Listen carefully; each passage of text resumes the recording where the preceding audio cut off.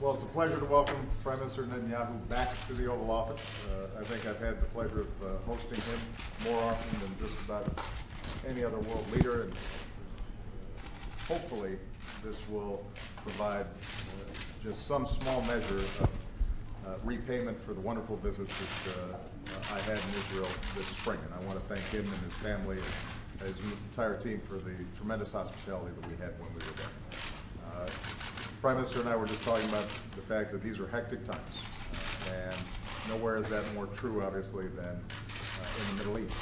And so we had an opportunity for a wide-ranging discussion about a range of issues.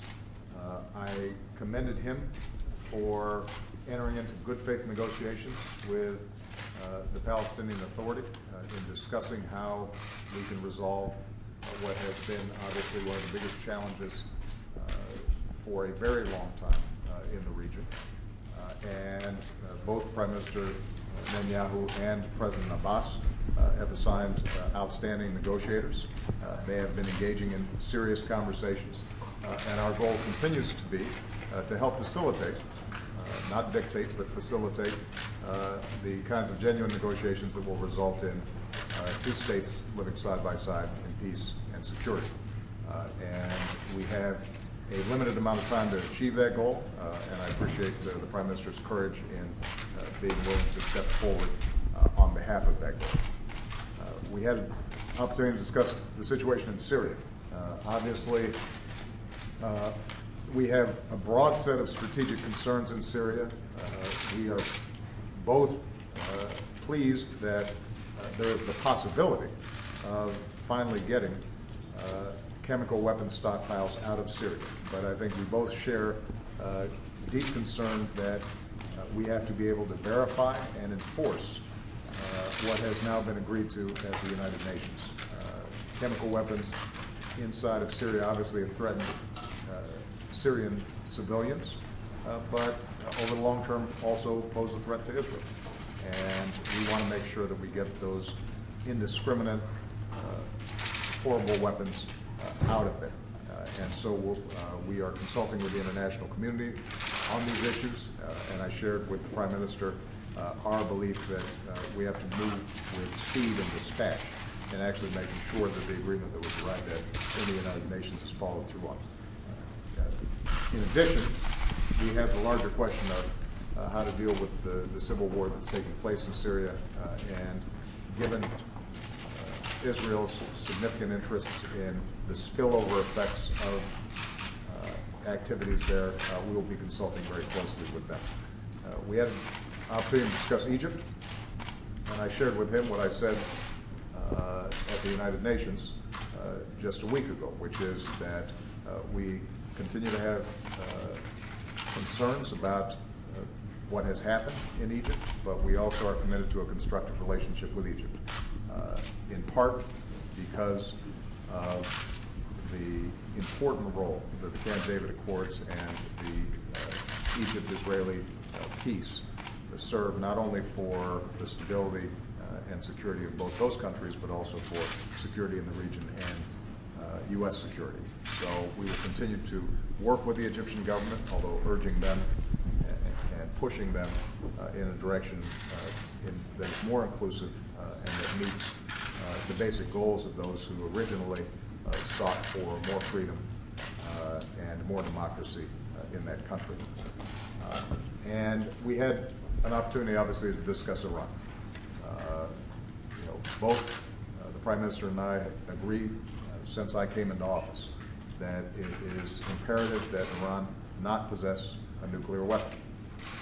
That is important for American security. It is important for Israeli security. It's important for world security, because we do not want to trigger a nuclear arms race in the most volatile region of the world.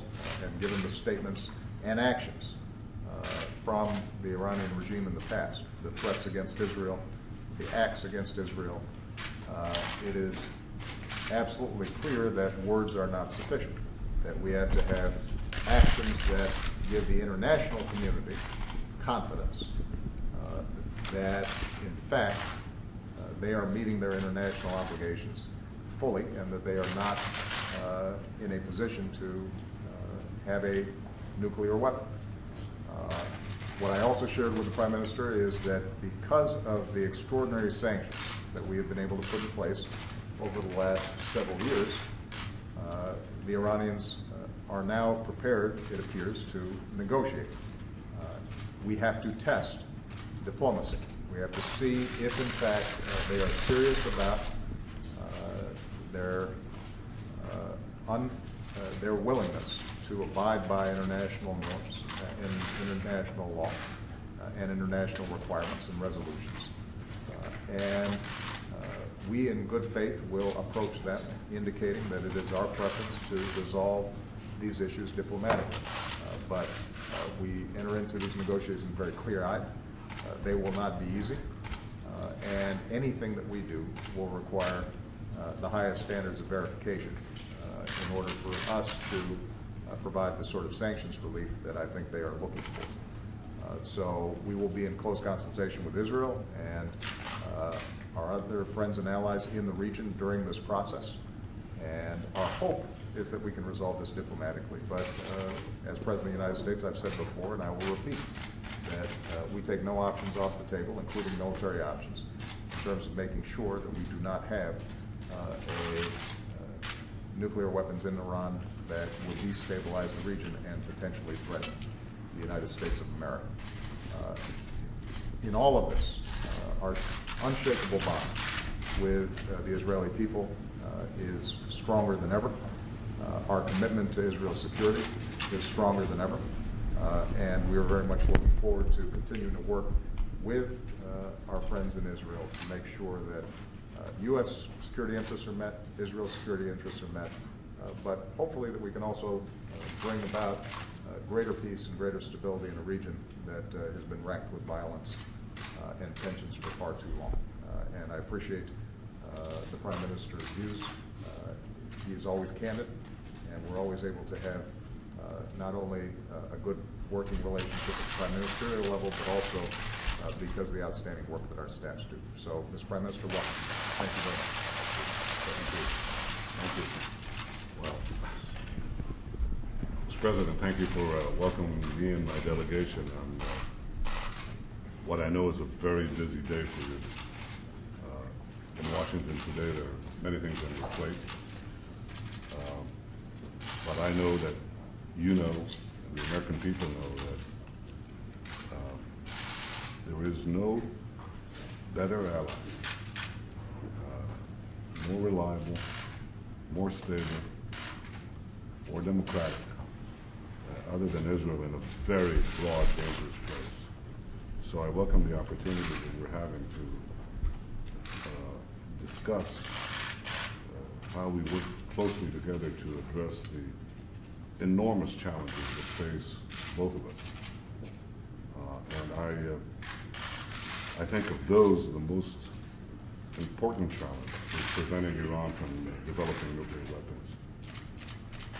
I appreciate deeply the fact that you have made clear that you remain committed to this goal. I also appreciate the statement you made that Iran's conciliatory words have to be matched by real actions. Transparent, verifiable, meaningful actions. Iran is committed to Israel's destruction. So for Israel, the ultimate test of a future agreement with Iran is whether or not Iran dismantles its military and nuclear program. We have a saying in Hebrew, we call it Mivchan HaTotza'ah. You would say it in English, what's the bottom line? And the bottom line, again, is that Iran fully dismantles its military nuclear program. In this regard, I wanted to express my appreciation to you for the enormous work that's been done to have a sanctions regime in place to thwart Iran's pursuit of nuclear weapons. I believe that it's the combination of a credible military threat and the pressure of those sanctions that has brought Iran to the negotiating table. I also believe that if diplomacy is to work, those pressures must be kept in place. think they should not be lessened until there's verifiable success. And in fact, it is Israel's firm belief that if Iran continues to advance its nuclear program during negotiations, the sanctions should be strengthened. It's the combination, I believe, that has guided your policy and our policy so far, that has put a credible military threat and strong sanctions, I think, is still the only formula that can get a peaceful resolution of this problem. Mr. President, we discussed many issues, but I want to use this opportunity to thank you, Secretary of State Kerry, and others in your administration for helping to advance peace between Israel and the Palestinians. I remain committed to that peace.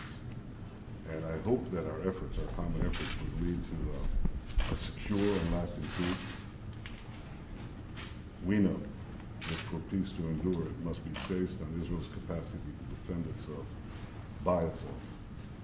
And I hope that we can achieve a stark transformation that will give a better future for us and our Palestinian neighbors. And who knows, one day with our other neighbors as well. So I want to thank you again for your hospitality, for your efforts, and it's very, very good to see you. Mr. President, are you resigned to a government shutdown at this point, and given how close we are to the midnight deadline, have you had any conversations with Speaker Boehner over the past few days? I am not at all resigned, and I'll have a chance to obviously speak more to this. I'm going to have a cabinet meeting this afternoon, and may have some further thoughts for the press as the day goes on, but the bottom line is that the Senate has passed a bill that keeps the government open, does not have a lot of extraneous issues to it, that allows us then to negotiate a longer-term budget and address a range of other issues, but that ensures that we're not shutting down the government and we're not shutting down the economy at a time when a lot of families out there are just getting some traction and digging themselves out of the hole that we've had as a consequence of the financial crisis. And I've said before, Congress has two responsibilities: pass a budget, pay the bills. And I am not only open to, but eager to have negotiations around a long-term budget that makes sure that we're investing in middle-class families, helping the economy grow, giving people who are working hard a leg up, and greater security and stability, and deals with some of our long-term challenges in terms of debt and deficits.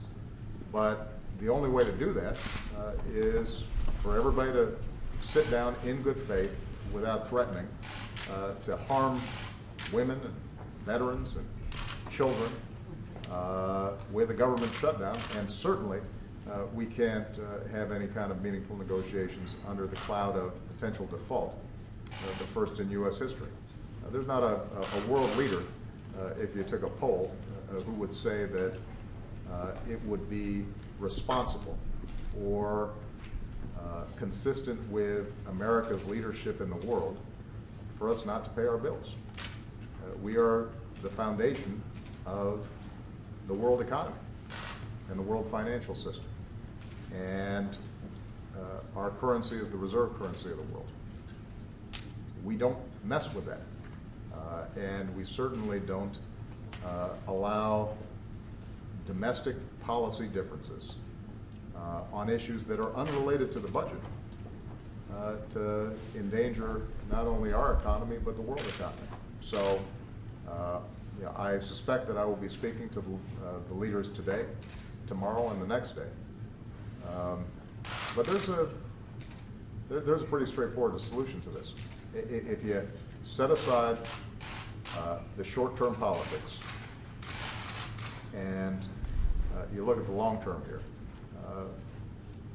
what it simply requires is everybody to act responsibly and do what's right for the American people. All right? Thank you very much.